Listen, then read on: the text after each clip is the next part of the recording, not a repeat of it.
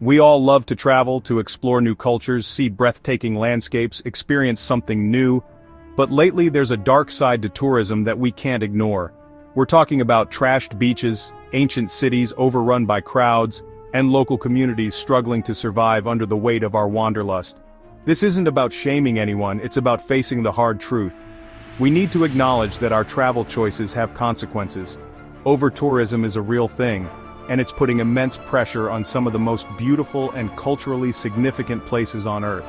We're talking environmental damage, strained resources, and a growing resentment from the people who actually call these places home. This video is about opening our eyes to the impact of our travels and starting a conversation about how we can do better. It's time to ask ourselves some tough questions before we book that next flight. Bali. Just the name conjures up images of pristine beaches, crystal clear waters, and lush rice paddies. It's the quintessential tropical paradise, right? Except it's not that simple anymore. Bali is drowning, and I'm not just talking about rising sea levels. The island is facing a massive plastic pollution crisis. Remember those picture-perfect beaches? Yeah, they're now littered with plastic waste. We're talking mountains of plastic bottles, bags, and trash washing up on shore every single day. It's heartbreaking. And it's not just the beaches. The plastic problem is everywhere. Rivers and canals are choked with trash and landfills are overflowing. The very environment that draws millions of tourists to Bali is being destroyed by the sheer volume of our waste. This isn't just an eyesore. It's a threat to marine life, the health of the ecosystem, and the livelihoods of the Balinese people who depend on tourism. We're talking about a full-blown environmental catastrophe. But it's not just the plastic. The sheer number of tourists is putting a huge strain on Bali's infrastructure. Traffic is insane, water resources are stretched thin, and the cost of living is skyrocketing, pushing out the locals who can no longer afford to live there. Look, Bali is still an incredibly beautiful and culturally rich place, but we need to be honest about the challenges it's facing. We can't ignore the environmental degradation and the impact on local communities. The question is, are we willing to let our desire for the perfect Instagram shot contribute to the destruction of this paradise? Or are we willing to make more responsible choices? Barcelona, the vibrant capital of Catalonia, a city pulsing with life, culture, and history, but lately that vibrant energy has been replaced by something else: anger. Locals are fed up with overtourism and they're not afraid to show it. We're talking protests in the streets, graffiti denouncing tourists, and a growing sense of resentment towards the endless crowds overwhelming their city. And it's not just Barcelona.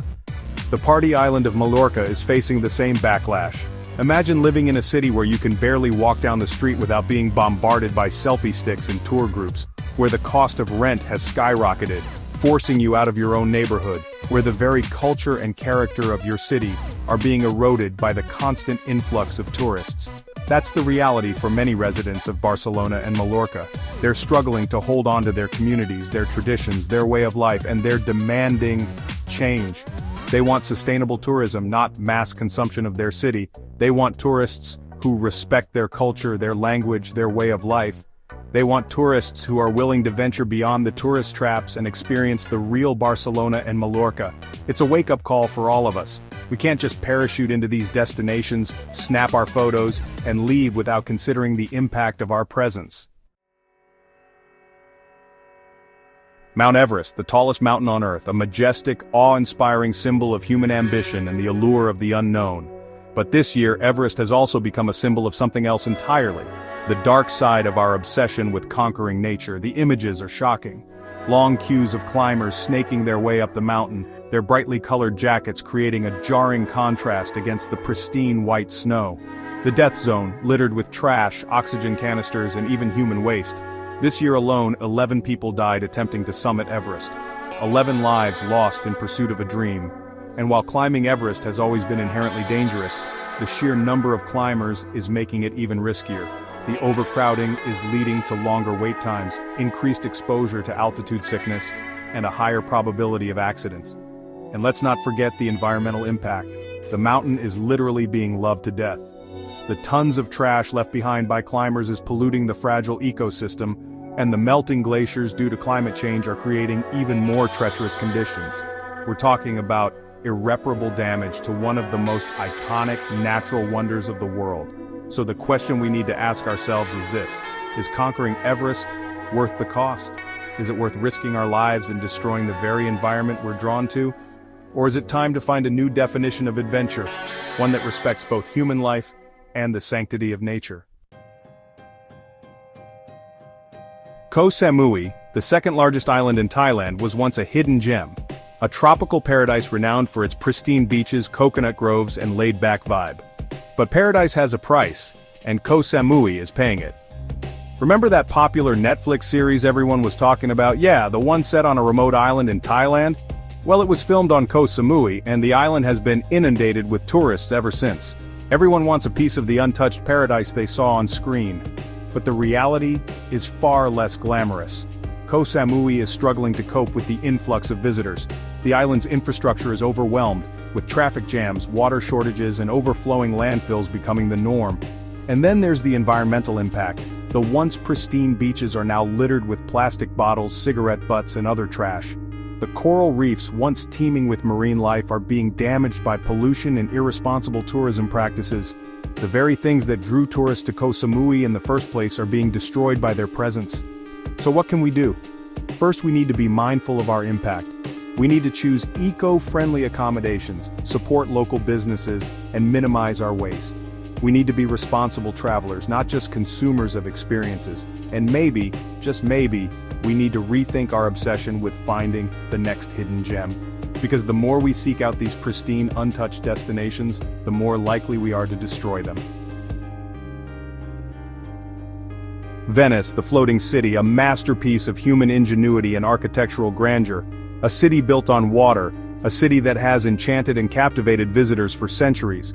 But Venice, like many other tourist hotspots, is facing an existential crisis. The city is literally sinking. Rising sea levels, coupled with the weight of overtourism, are taking their toll on the fragile lagoon and the ancient structures that define Venice.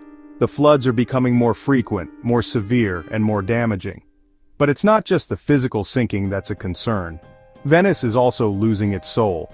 The city's population has been steadily declining for decades as residents are priced out by soaring rents and the overwhelming pressure of tourism.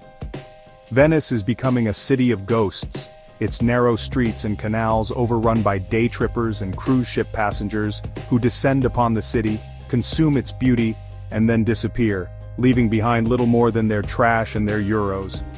The city is trying to fight back, implementing measures like entry fees and restrictions on cruise ships. But is it enough?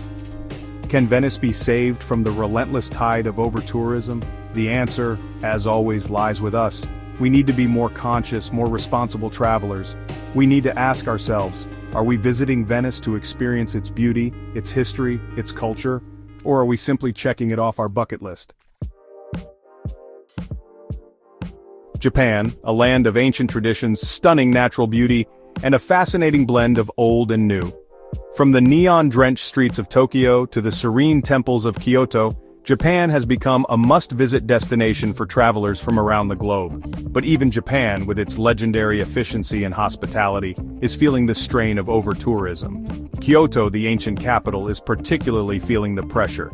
The city's temples and shrines, once havens of peace and tranquility, are now overrun with tourists, their serenity shattered by the constant click of camera shutters and the murmur of foreign languages. The traditional tea ceremonies and geisha districts, an integral part of Kyoto's cultural heritage, are becoming more performance than authentic experience, commodified for the tourist gaze.